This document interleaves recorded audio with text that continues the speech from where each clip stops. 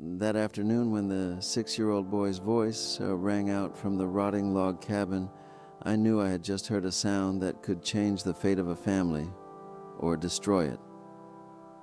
June 28, 1964, Gary, Indiana. I have always believed that there are moments in life that determine a person's destiny. For me, that moment came one summer afternoon in the small, shabby house on Jackson Street. It was a windless afternoon, so hot that the log cabin felt like it was about to crack, but the heat was nothing compared to the worry I carried in my heart every day. Life was so hard that just hearing the sound of the electric bill man's wheels skidding made my heart skip a beat. I was a man, the breadwinner, but many nights I lay awake wondering if I would have enough money to make it through the next day. And then I looked at my children, growing up in that poverty. I refused to let them be stuck where I was. That day, as I was mending an old guitar string, I heard a faint singing voice coming from the living room. The singing was small, but so bright, clear, and full of emotion that I thought the radio was on, until I realized the radio was off. I walked out, and there was Michael, a tiny boy, standing on a chair, eyes closed, hands moving to an imaginary rhythm. He was only about 6, maybe younger, and yet his voice, oh my God, that voice stopped me in my tracks. There was something about his vibrato, so innocent and yet so full of feeling that even grown singers sometimes can't reach. I didn't say anything. I just stood there and listened. I was afraid that if I spoke, the moment would shatter like a soap bubble. Then when he finished, opened his eyes, saw me looking at him, and was startled. "Daddy." "I was just singing," he mumbled. I put my hands on my hips, trying to keep my voice calm. "Do you know what you just did? You just lit up this whole house." He smiled, a smile so innocent that I felt my heart soften a little, a feeling that harsh life often took from me. But then, in my head, a thought stronger than any fatigue popped up. This is an opportunity. This is an escape. I started having the kids practice singing, practicing the rhythm, practicing each step. At first they were eager, happy. Michael, even though he was young, always caught the rhythm the fastest, remembered the lyrics the fastest, and when he sang, his eyes lit up like the whole world was in them. But life is not just about talent. It is about discipline. It is about practice. It is about constant repetition. I've experienced failure in music, so I understand. If you're not serious, no one can improve. And so I'm serious. So serious that sometimes I don't even know if I'm going too far. What I do, I think, is necessary. But I also realize my children sometimes look at me with more caution than familiarity. Michael, the most sensitive, every time I ask him to rehearse a part, he immediately tries to do better. He doesn't argue, he doesn't complain. But sometimes, just for a very small moment, I see in his eyes something like sadness. Not anger, but the sadness of a child who doesn't want to disappoint his father. I once heard someone say, "Joe wants his children to become stars so he can get rich." But the truth is much more complicated. I want my children to have a better future. I want them to escape the miserable life I had. But deep down I'm also proud, ambitious. I had always wanted to make it in music. Now I saw it in my kids, especially Michael, and I was determined not to let the opportunity slip by like it had in my own life. The nights of practice stretched into the wee hours. The kids were tired and sleepy. But every time the stage opened, even in a neighbor's living room, Michael transformed. He sang with all his heart. A 6-year-old singing as if he were telling the story of a lifetime. Honestly, there were times when I stood there looking at him and I was scared, not that he would fail, but that his talent was so great, so powerful, that I wasn't sure I could protect him from the cruel world of showbiz. Then one day, when I decided to take the kids to auditions for a local show, I saw the timidity in Michael's posture. He clung to the edge of my shirt, his round eyes wide with excitement. I felt something pounding in my chest. I leaned down and asked, "Are you okay, Mike?" He just nodded, but he was shaking a little. It was the first time I had seen him like that. I saw a child, a real child, facing pressure that would shock even adults. I wanted to tell him, "You don't have to sing if you don't want to." But I knew that would ruin everything he had worked so hard to practice. so I kept quiet. I put a hand on his shoulder and gently pushed him toward the wings. In that moment, I had no idea that in a few minutes he would make the whole auditorium stand up, and I, the father who seemed to know him best, would be so surprised that I couldn't breathe. I've seen a lot in my life: cold nights when my paycheck wouldn't buy me dinner, work days that left my hands skinned, arguments over the pressures of poverty, but none of them tugged at my heartstrings like that one. The day Michael stood backstage, shivering, and then burst into tears. I'll never forget it. We arrived at the auditorium early. The small-town talent show had a large audience. The stage was old, but the lights on the steel frame were still blinding. The auditorium was filled with noise, children running around, adults talking, the sound of the microphones testing the feedback.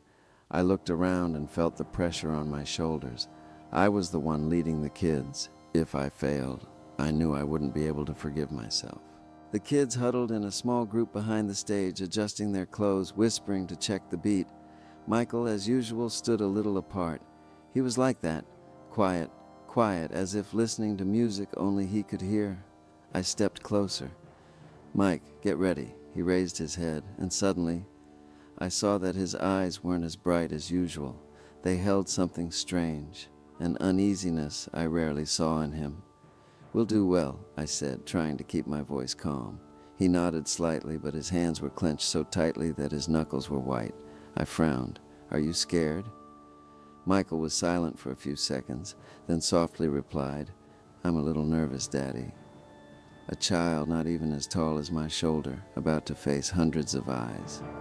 It was understandable that he was shaking, but when I saw the corners of his eyes turn red, I felt my heart squeeze. I was about to bend down and calm him down, but a staff member ran over and called out, "The Jacksons, get in position." The stage lights filtered through the old velvet curtain, illuminating Michael's small face. He squinted, took a step back. His breathing quickened, and then, before he could hide it, a large tear fell down his cheek. I froze. These weren't lights. These weren't stage dust. He was actually crying. In that moment, I felt two parts of me collide, so hard that my heart ached. The father part wanted to hold him, tell him it was okay, that he was just a kid, that if he wanted to go home, I would take him home right away. But the manager part, the part that had lived through failure, the part that knew that chances don't come twice, said, "If you back down now, you'll be stage scarred for life." I swallowed the lump in my throat. I had to choose. I took a deep breath, stepped forward, and took his small shoulders. Gently, more gently than I usually did. "Listen, Daddy Mike, you've been practicing for days. You have something no one else has. Just step up there. Just sing. You'll silence the whole place." He looked at me through tears. His voice shook.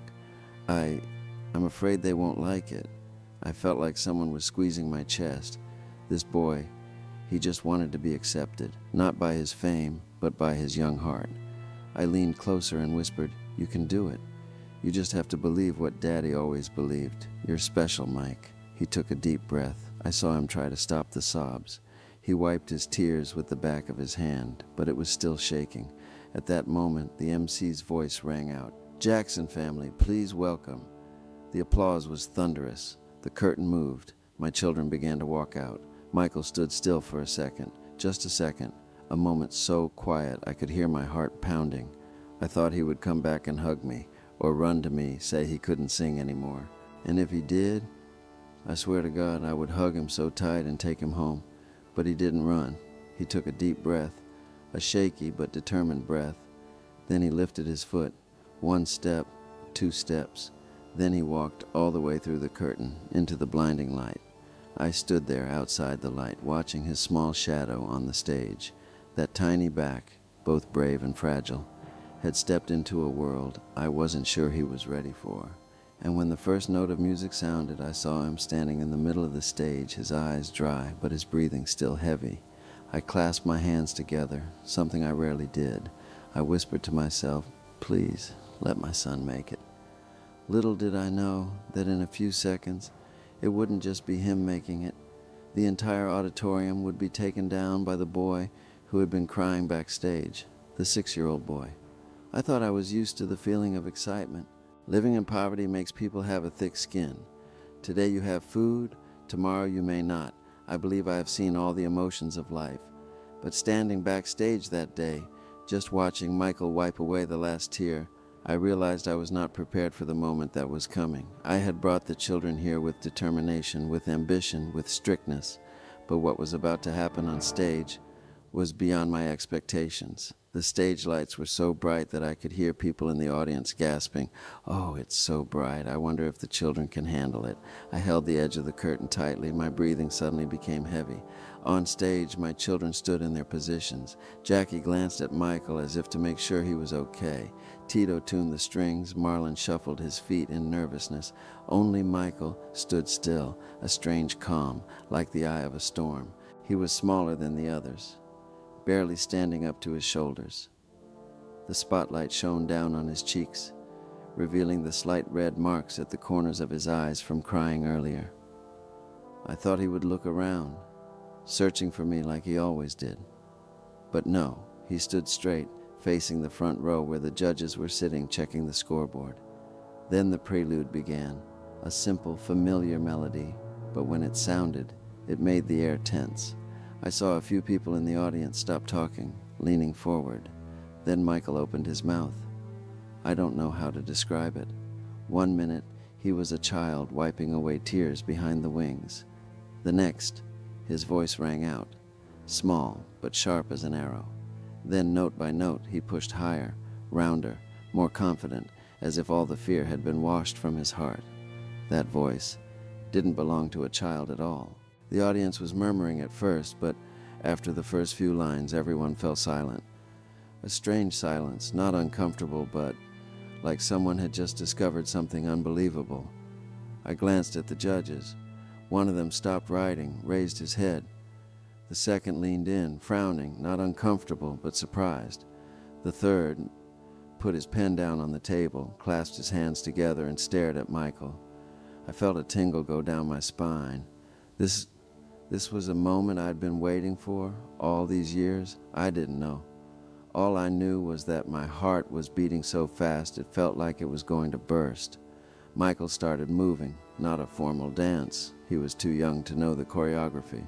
But those instinctive movements matched perfectly with the music, swinging his feet, bouncing, leaning, raising his arms, all as if the music were flowing through him. Sometimes I saw him close his eyes, as if singing from some deep place that even I, his father, could not reach. Children sing instinctively, but Michael sang as if he were telling the story of someone who had been through so much. A woman sitting near the stage raised her hand to her mouth.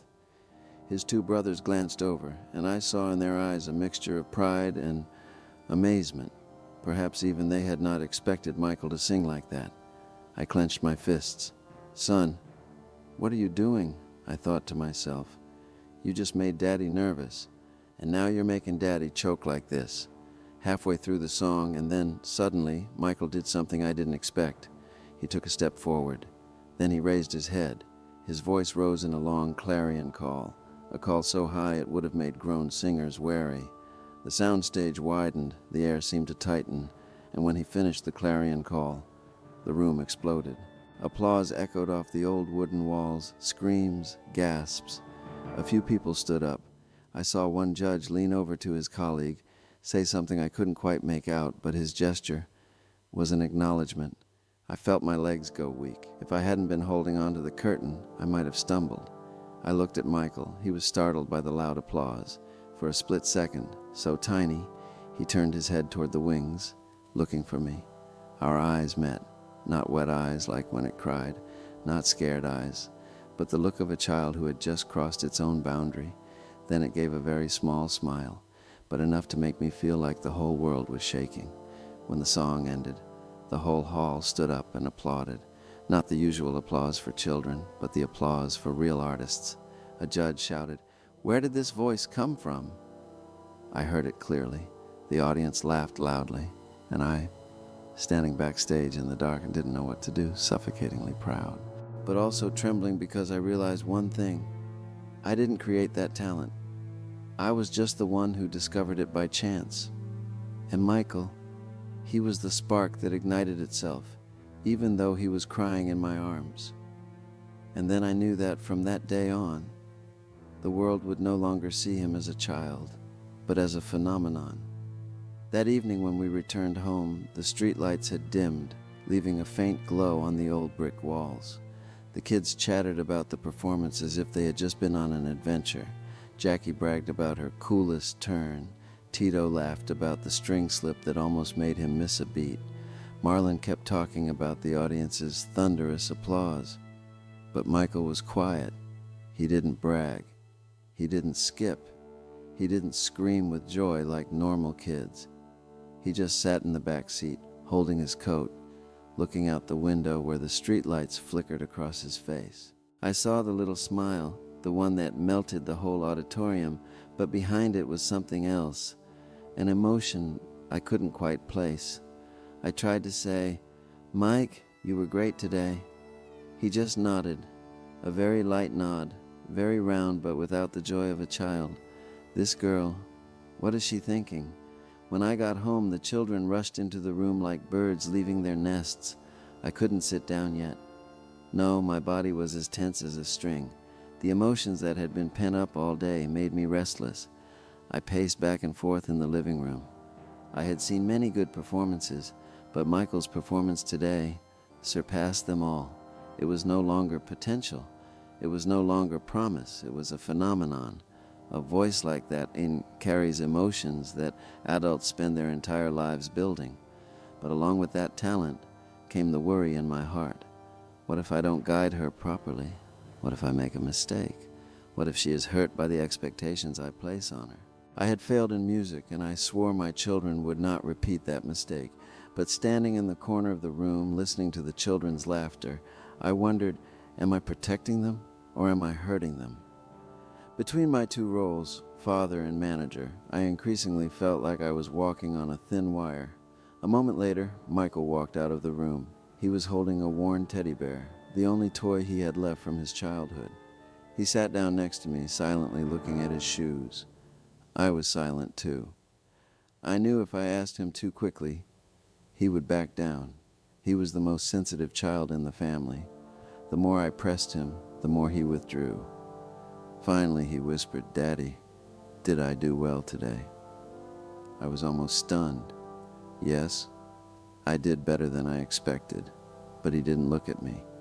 He looked down at his tiny hands. After a long moment, he continued, "I'm happy, but I'm also scared." I felt like someone had punched me in the chest. I asked, more gently than I usually did. "Afraid of what, Mike?" He stirred, his voice trembling but trying to contain it. "Afraid that I won't be able to do as well as I did today. Afraid that I'll make Daddy sad." My heart nearly broke in two.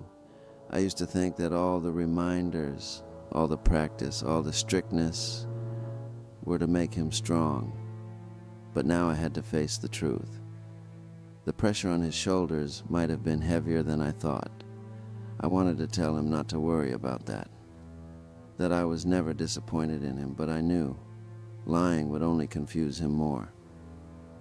I'm not a tactful person, and I'm not good at polishing comforting words. I put my hand on his shoulder, so lightly that if he wanted to avoid me, he could easily escape.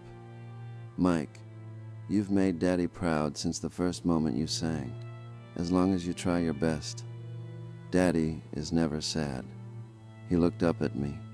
His eyes, there was something like a desire to be trusted, but also a desire to be relaxed. Then he gently leaned his head on my arm. For the first time in months, I stiffened. I wasn't used to this softness anymore. For so long I had only known how to say tough things, only know how to push, only know how to check. But in that moment, I remembered that he was just a child with a special voice, but still a child. After the children went to bed, I sat in the dark room. The clock ticking, tick, tick, was like a knock on my chest. I wondered, am I being too strict? Am I pushing them too hard? Or is it that strictness that is helping them overcome poverty? I didn't have a father to teach me how to be a father. I only knew how to survive, and I'm passing that on to my children. But with Michael, it's more complicated. He doesn't just sing, he feels. He lives in every song, as if it's the only place he can express his soul, and that makes me both proud and terribly worried. I look out the window, see the moonlight glistening on the roof. A thought flashed through my mind, making me shudder. What if one day his talent gets out of hand? What if he shines so bright that I can no longer control him? I used to think the scariest thing was my child failing, but today, after seeing Michael cry, then shine, then lean on my arm, I realized the scariest thing is losing him, not because he left, but because he had to trade his childhood to stand on stage. And I, the father, am living between two poles, love and ambition, protection and encouragement, wanting to hold him but afraid of making him weak. I don't know which way to choose. I only know that the string between those two roles is getting tighter and tighter, and one day it will break. There were nights when old age slowed my steps and the house became too quiet. I sat alone on the old wooden chair, staring into the dark space, and in that silence, I heard a sound I would never forget for the rest of my life. Michael's small sob backstage that year. It rang like a distant echo, sometimes near, sometimes far, making my heart ache every time I remembered it. I don't know why that memory, among countless memories of shows, cheers, glorious moments on stage, is the one that sticks with me the most persistently. Maybe it was because it was the first time I saw him truly scared, or maybe because it was the first time I saw clearly that I wasn't quite a father. The years that followed flew by like the wind. We toured, signed contracts, recorded, played shows endlessly. Success came in waves, strong, sometimes overwhelming. The Jackson 5 became a name that everyone on the radio knew. The screaming fans, the lines for autographs, the flash bulbs, it all created a never-ending whirlwind. We moved so fast that there was no time to think about anything but keeping up the momentum. Michael, from the shy kid standing backstage, became the center of the group. His voice, oh my, it grew as if it were nourished by the stage itself, continued to mature, deep, powerful, and full of emotion. But as he grew older, he grew further away from me. It wasn't that he avoided me. It was that he drifted away, like the spotlight was pulling him away. He had his own world, his own responsibilities, his own audience, and every time I tried to talk to him, his eyes seemed to look past me, as if he were thinking a melody I couldn't hear. I know some people say his childhood wasn't normal, that the pressure, the grueling training schedule, and my strictness hurt him. These are the things that came up in many articles and conversations later. Things that, when I heard them again, I didn't know whether to be sad or silent. But if they were in my position that year, would they have done differently? That day, I had to choose. Either push my son into the light or let him sink into the dead-end life I had accepted. I didn't want him to live the life I had. I wanted him to fly, and he did fly, but the price sometimes made me choke. One time, many years later, Michael called me. I don't remember exactly how the call started, but I remember the long silence between us. Then he said, his voice as small as when he was a child, "Daddy, I still remember when I had stage fright." My heart stopped. He continued slowly, "I can still hear you crying when you're behind the curtain." I swallowed the sigh that threatened to escape. The moment came back in its entirety. My racing heart, the flickering light, his trembling hand clinging to the edge of my shirt.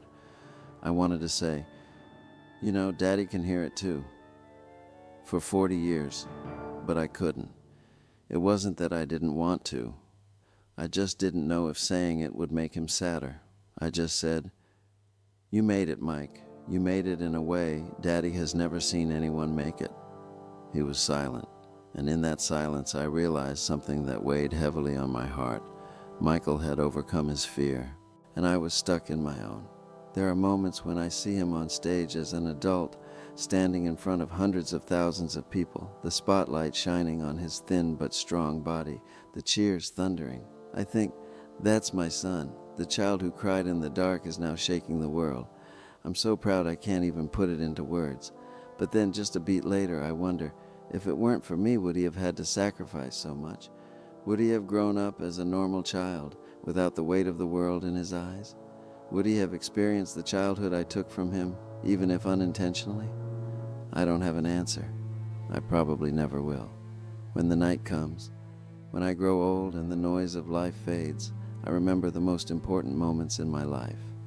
Not the fame, not the contract, not the resounding success, but the image of a 6-year-old boy standing backstage, tears falling silently, then a few minutes later stepping onto the stage with a voice that brought the whole hall to its feet, a child with a heart too big for a body too small, a child who overcame his fear by facing the light, a child I loved but who didn't know how to say love the way he needed to.